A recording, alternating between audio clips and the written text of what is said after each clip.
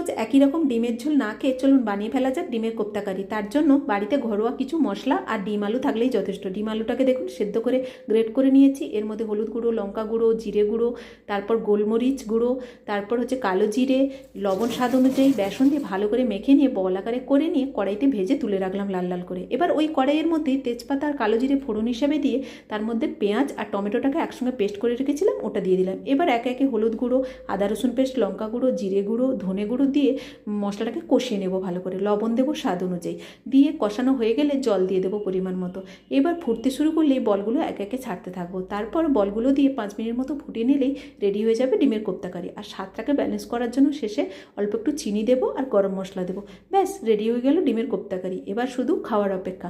আর এই ডিমের কোপ্তা কারি খেলে অবশ্যই বলতে হবে ডিমের তরকারি বাই বাই, কোপ্তা কারি চাই চাই।